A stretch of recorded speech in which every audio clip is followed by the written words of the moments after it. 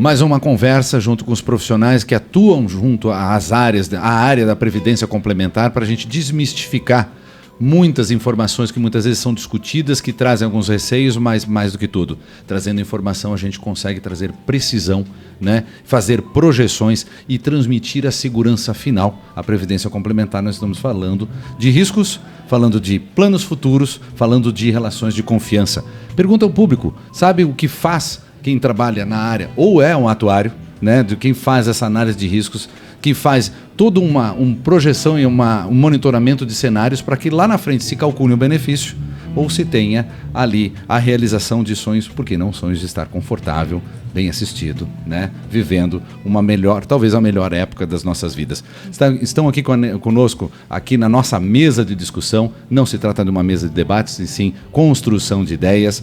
Aqui Tadeu, do Serpros, a Natália, da Família Previdência e Thomas, da FUSESC. Obrigado por estarem conosco dentro de toda essa programação extensa do 10º Encontro de Previdência Complementar Região Sul, que está somente no primeiro dia, e teremos muitos conteúdos aí para trabalharmos aí para frente. Tadeu, conta pra gente do que faz um atuário. O que faz um atuário, né? É uma pergunta muito recorrente entre todo o público, né?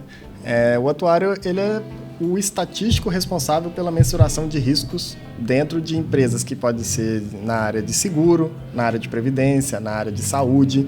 Então, o atuário ele está sempre ali monitorando os riscos existentes na operação de processos relacionados, no nosso caso aqui, à previdência complementar. Certo. Então, está muito voltado para o risco de vida, de sobrevivência de um grupo de participantes de um plano de previdência.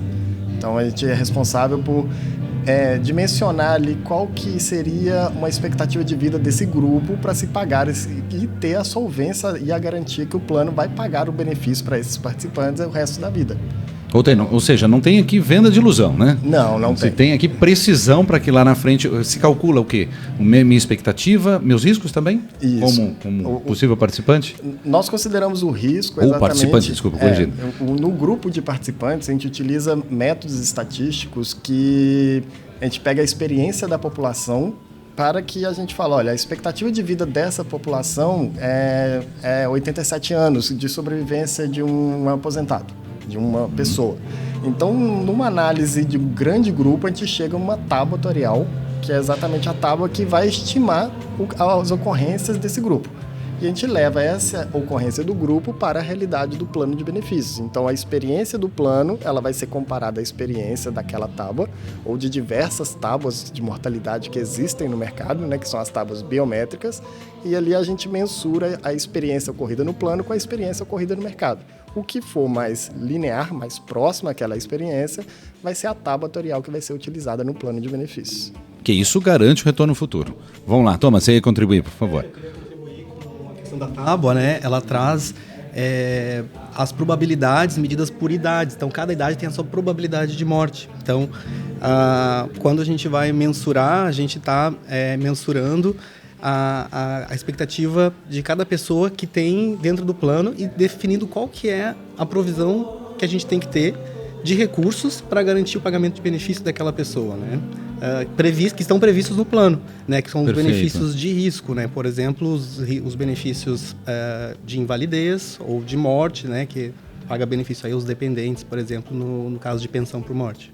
Se você for pensar um participante que vai receber uma renda vitalícia, então ele está programando ali contribuir a vida inteira para um plano de previdência e depois que ele vier a atingir as condições, a elegibilidade para um benefício, ele vai aposentar. No que ele vai aposentar, ele vai ter direito, dependendo das regras do plano, a um benefício para o resto da vida. Só que a gente não sabe quando esse participante irá falecer. E as pessoas estão vivendo mais. E as pessoas estão vivendo mais. Que bom, né? Então, mas que vivam com saúde e vivam bem para aproveitar aquele dinheiro que ele vai receber, né? Então, a gente tem que prever exatamente quanto de dinheiro aquele plano precisa para garantir aquele benefício dele para o resto da vida e para os seus dependentes. Claro, isso se chama boa gestão de fundos. Exatamente. Porque se você não tem... Me corrijam, os especialistas são vocês. Porque se eu não tenho essas previsões, eu posso estar sendo negligente ou de uma gravidade tamanha que pode colocar todo aquele fundo a perder. Isso. Exatamente. Ótimo o saber. atuário cuida do passivo do plano. O que é o passivo? A obrigação do plano.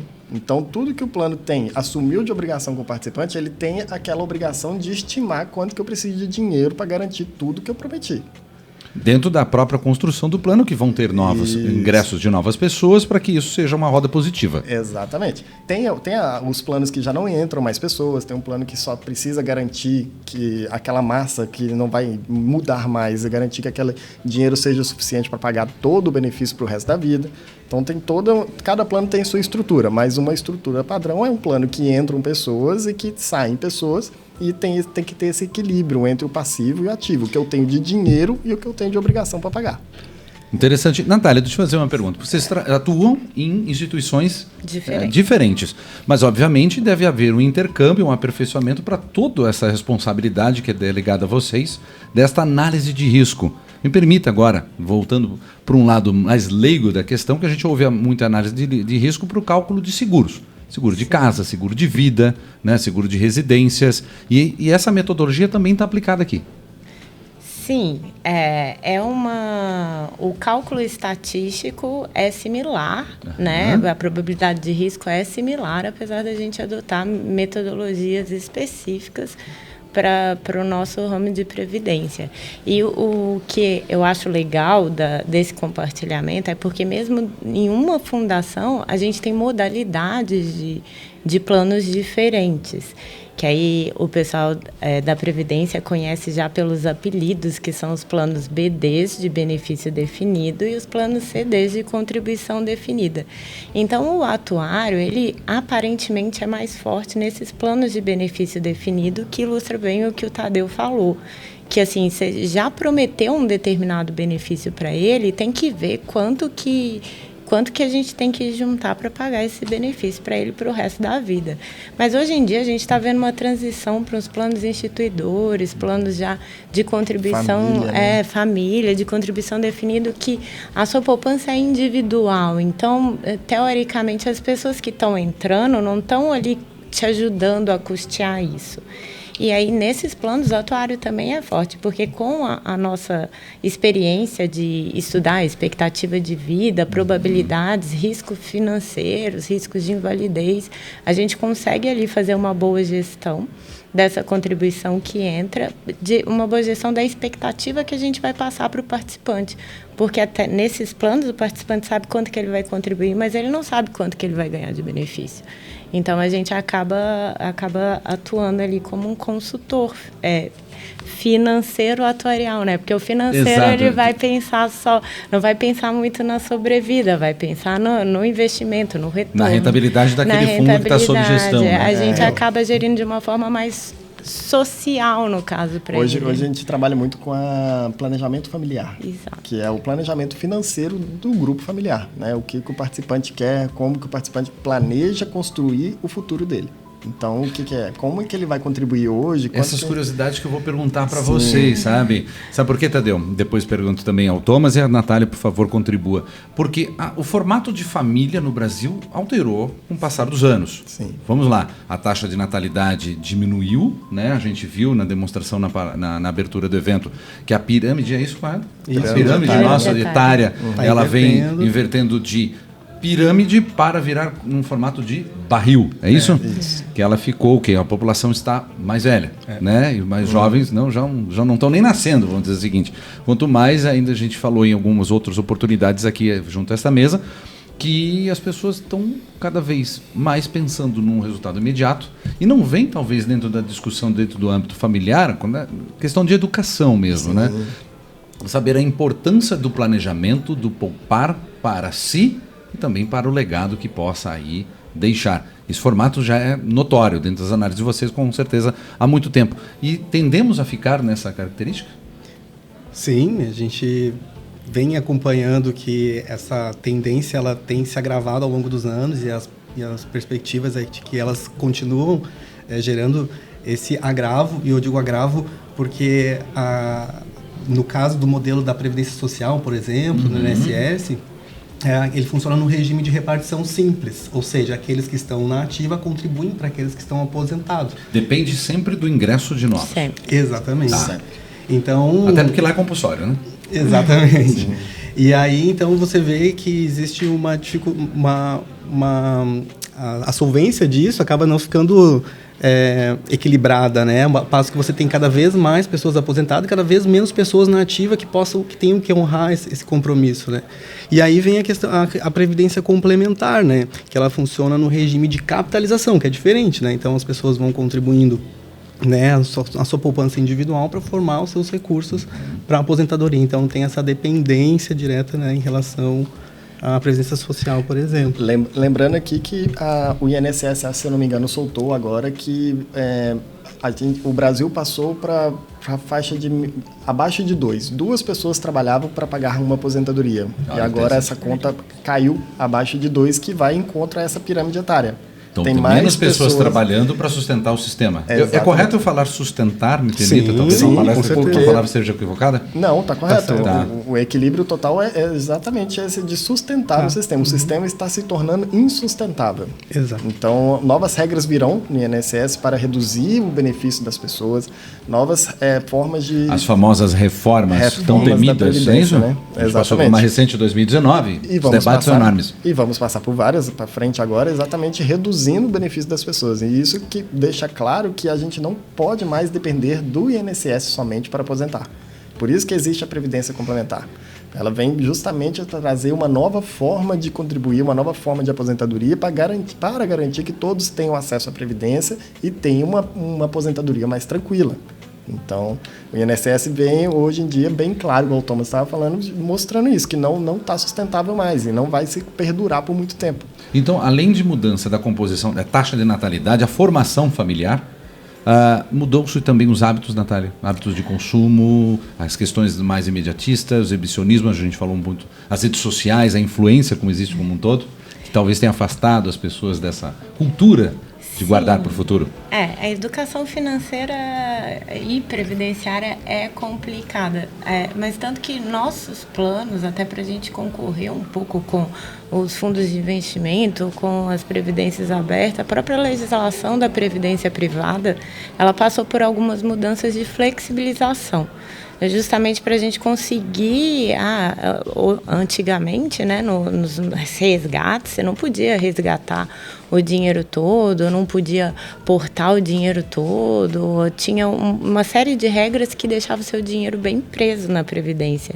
E hoje, apesar da gente... Gerava algum receio, porque o compromisso era para longo prazo, então as pessoas talvez não queriam aderir? Na verdade é porque os planos vieram, a legislação veio baseada naquela antiga dos planos de benefício definido e que você tem uma reserva atuarial e que o compromisso é mutualista, então não tinha muito como individualizar, você tem esse dinheiro. Agora, com os planos instituídos que você tem, a sua poupança individual, era muito cobrado do sistema.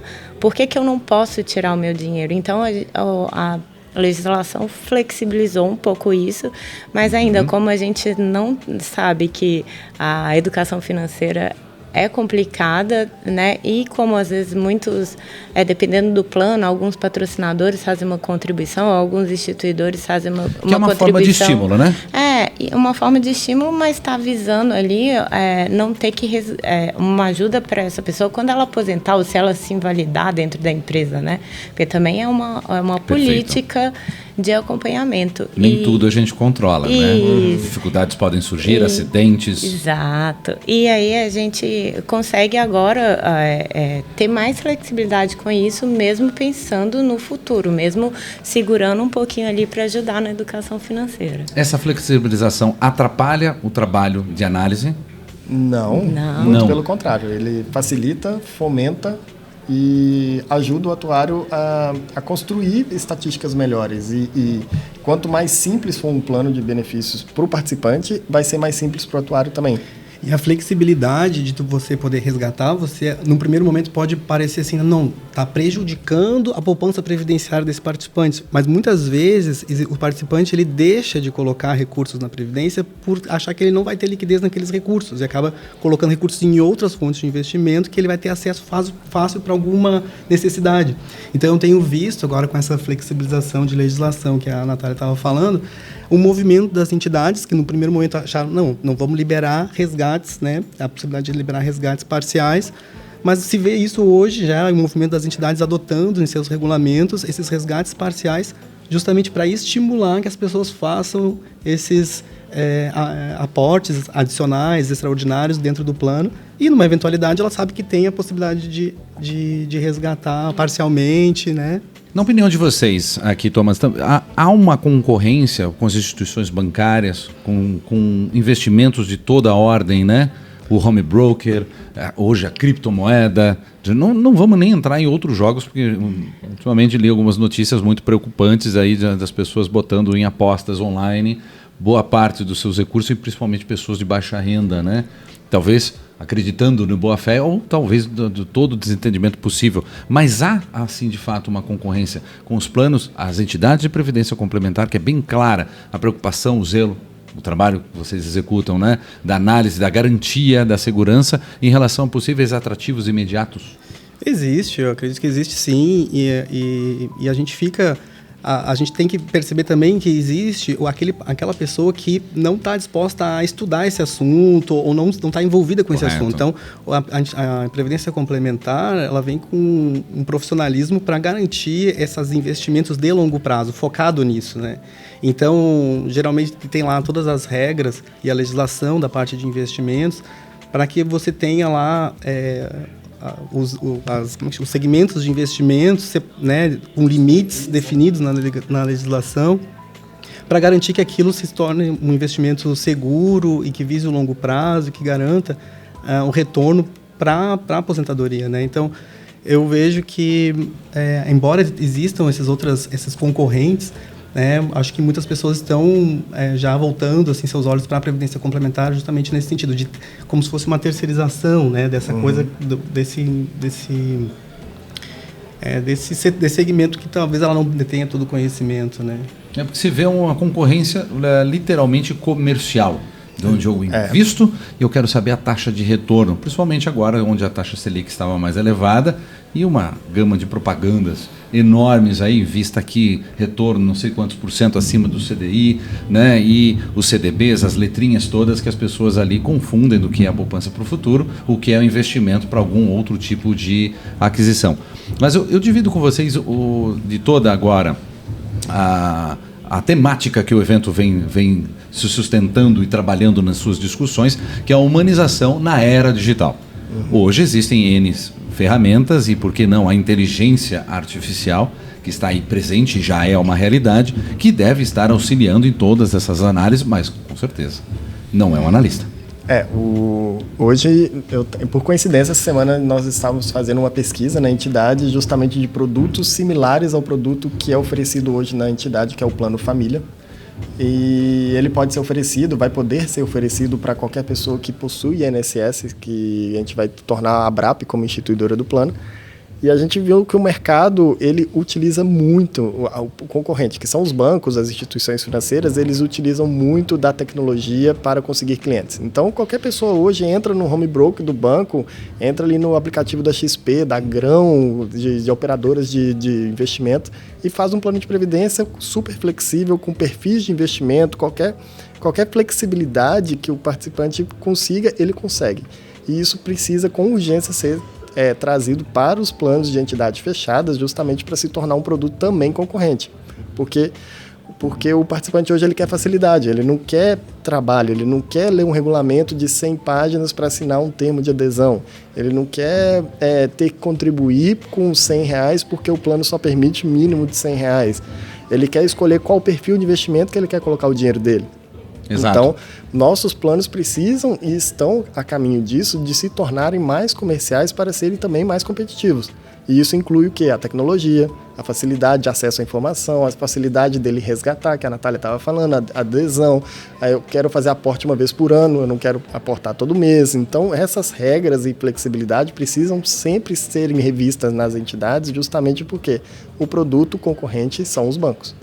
Então, isso precisa ser trabalhado com mais afinco nas entidades para dar acesso ao participante. Natália, talvez seria uma eficiência dos bancos, além da estratégia comercial e propaganda, a identificação de perfis e esse relacionamento, essa provocação de se você deixa esse aporte aqui comigo, que eu vou tomar conta para ti. O que eu vejo de muita vantagem na nossa área da Previdência Complementar é que, apesar da gente ainda estar caminhando para essa modernização tecnológica, do lado humanitário a gente já é expert.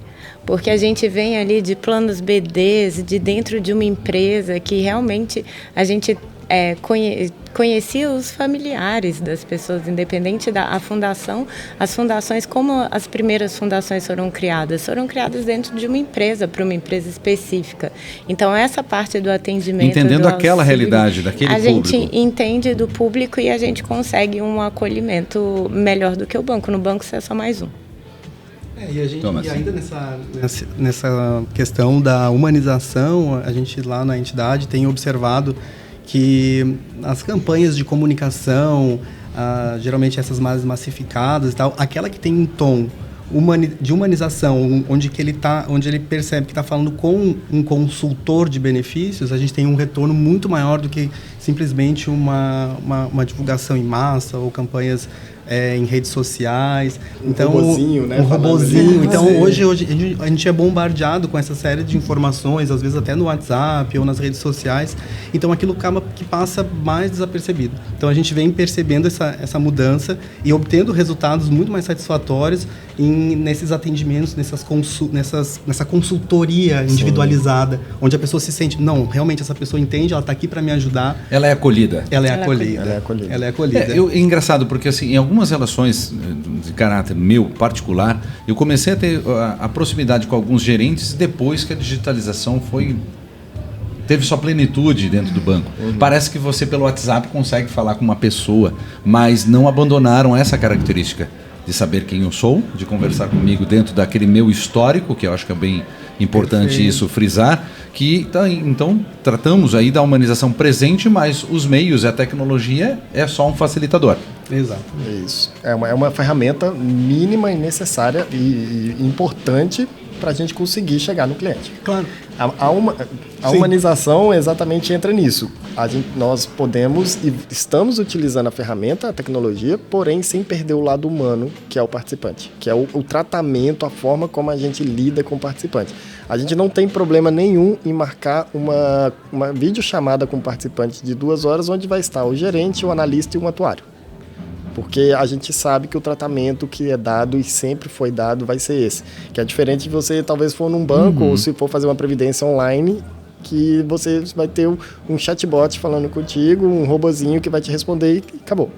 Então, a humanização é importante e a gente tem que usar a tecnologia a nosso favor sem perder a humanização do cliente. A tecnologia para aproximar e não para afastar, né? Não para pasteurizar, talvez, essa comunicação. Sem contar que esse assunto é um assunto de previdência complementar, não é um assunto que está no dia a dia das pessoas, né? É um investimento, assim, é uma contribuição que o cara faz, descontado no contra-cheque, muitas vezes, e é de longo prazo, então ele não é um assunto que, né, ele não para todo dia, todo mês, toda segunda-feira para pensar na minha previdência complementar, né? Então, é um desafio das entidades chegar nessa comunicação com esse participante e aí, como o Tadeu falou, né?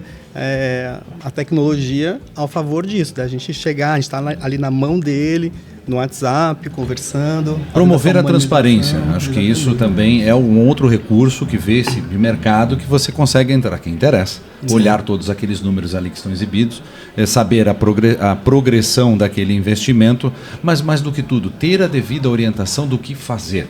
A gente tem tanta preocupação todos os dias que é muito mais fácil, uma opinião minha, você confiar uma equipe de especialistas. Agora, Natália, dentro de toda essa análise, entra uma pergunta que, ao meu ver, ela é chave. Como construir essa credibilidade, esse estreitamento desse diálogo, né? Porque a informação, a inteligência está lá, mas não é todo mundo e todo cliente que tem a paciência de ir lá, tomar um cafezinho, né? E dedicar um tempo para aprender um pouquinho mais.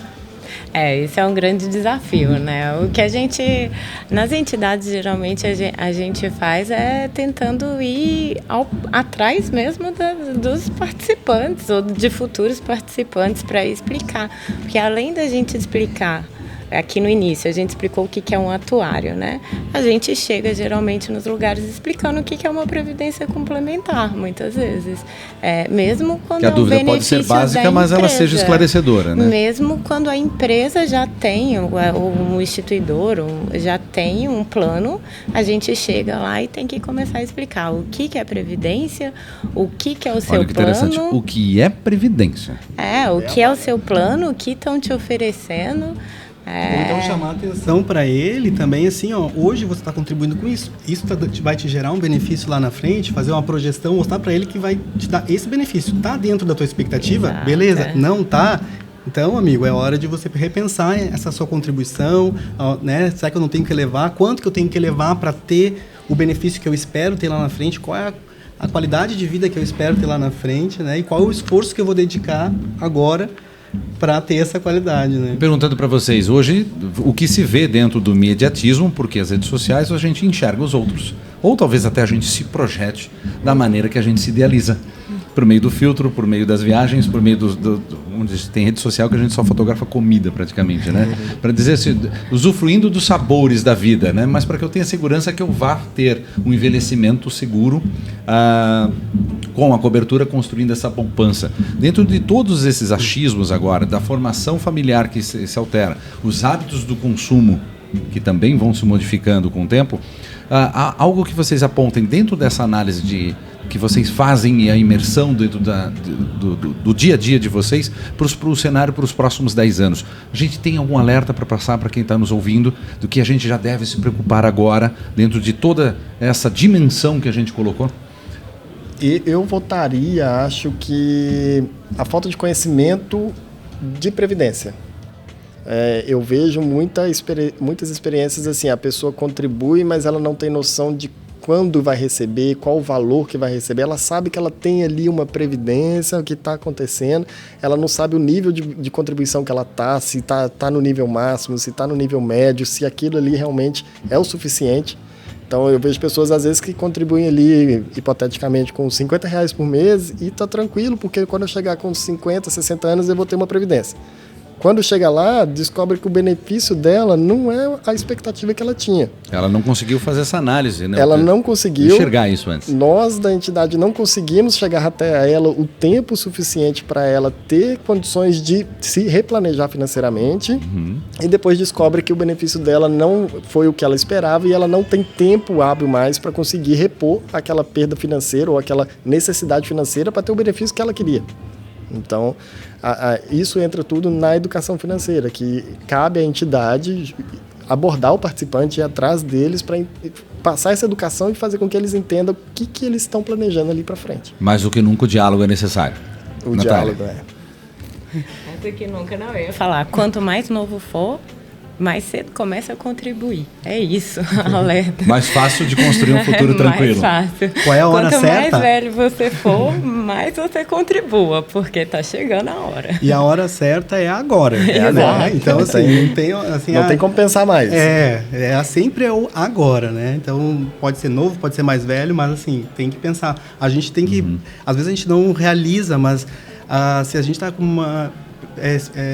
planejando se aposentar com 60, 65 anos, a gente vai ter que mais 30 anos de carreira, de expectativa de vida para tu viver na fase inativa.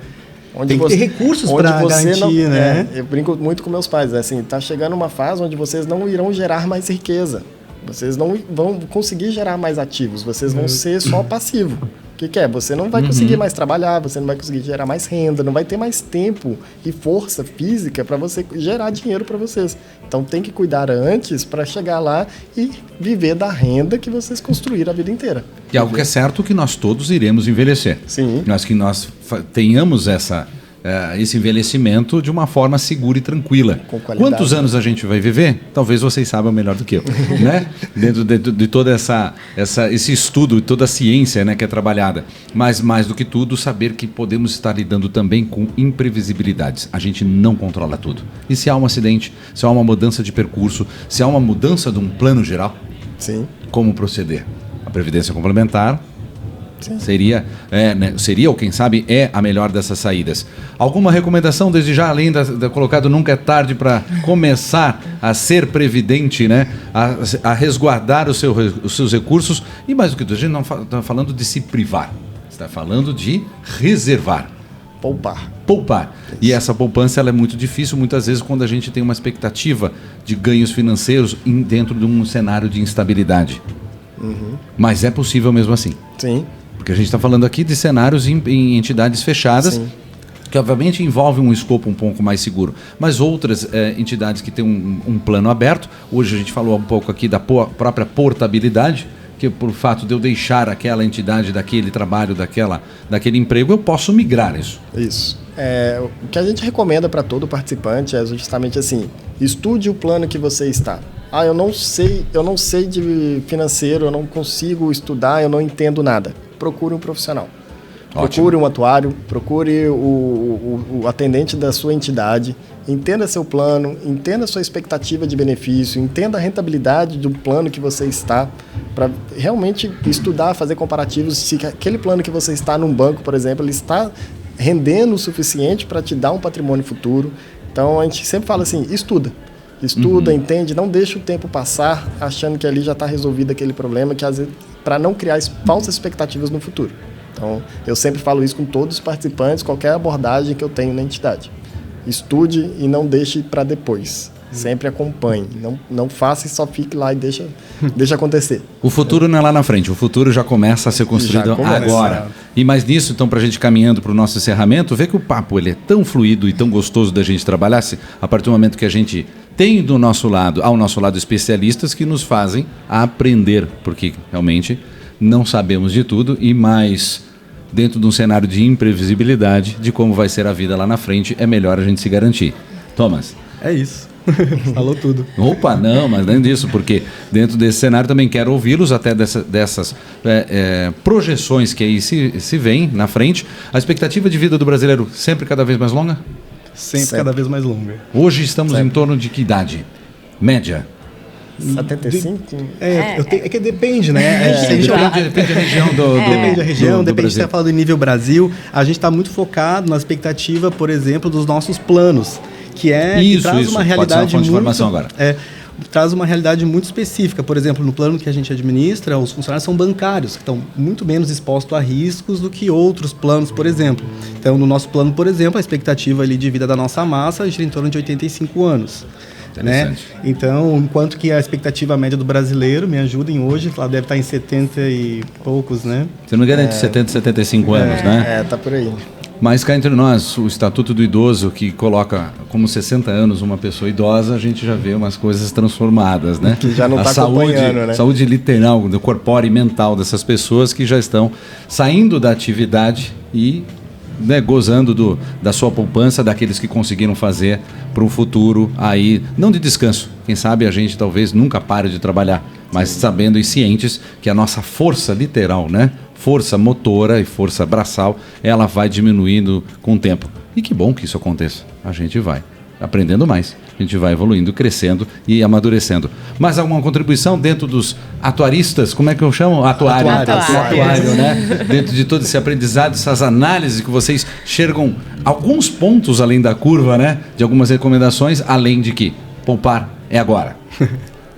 O atuário, acho que ele está à disposição.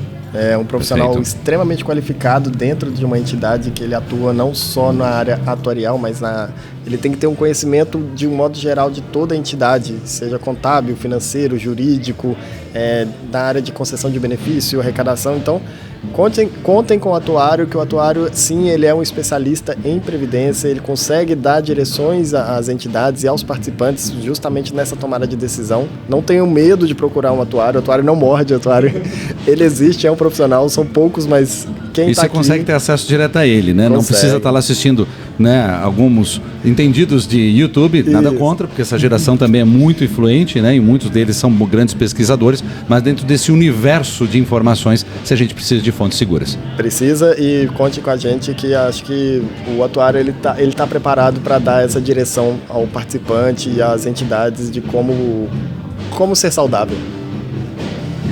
A gente já ficou feliz hoje que o prefeito falou de atuário, né? Porque a gente precisa realmente divulgar o profissional. Perfeito. Porque não que não tenha pessoas competentes em outras áreas, mas é sempre bom você saber quem está ali calculando o risco de você se invalidar ou não. Pega uma informação aqui, pega uma outra informação. O pessoal realmente da fronte ali traduz bastante o que a gente fala, o que é bom, porque a gente já está acostumado com as nossas expressões. Mas enfim. E a gente já pode também convidar as pessoas a conhecerem também o curso de Ciências Atuariais, que é oferecido nas universidades aí de diversas universidades no país, né? Rio Grande do Sul. Rio Grande do Sul, tem no Paraná. Aqui em Santa Catarina, alguma mais próxima? Santa Catarina existe também à distância alguma coisa? Também não. Não, ainda são presenciais. São presenciais, tem aí São Paulo, Rio de Janeiro, Paraná, Rio Grande do Sul, Minas Gerais. No Nordeste também tem algumas. No Ceará, acho que se eu não me engano, no Ceará. Mas vários lugares no Brasil tem curso de Ciências Atuariais, ele é aberto para todas as pessoas que querem ingressar numa graduação. Tem grupos específicos de pessoas que fazem essa divulgação dentro da faculdade, então as faculdades que desejam ter mais conhecimento sobre o curso, é só acionar o grupo de atuários que existem no Brasil, é só procurar um atuário que ele direciona para o demais, justamente para essa equipe de divulgação. Então, temos representantes em cada estado, né? Então, eu, por acaso, sou representante do Instituto Brasileiro de Atuários em Florianópolis. Então, isso é interessante.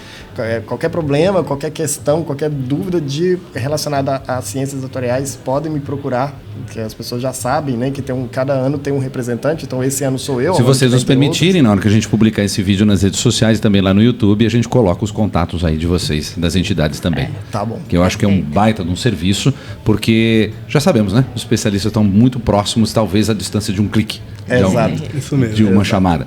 Gente, obrigado por esse bate-papo. A você que está nos ouvindo, a você que você está nos assistindo, né, por imagem televisiva, não estranhe esse ruído que tem no fundo, porque o evento está bem movimentado, são mais de 400 pessoas circulando aqui nas salas de capacitação. Está tendo uma passagem de som aqui ao lado e a gente procurou aí ter o equilíbrio sonoro, né? E a agenda deles também é bem concorrida, mas não significa que eles terão dificuldades em atender a todos aí.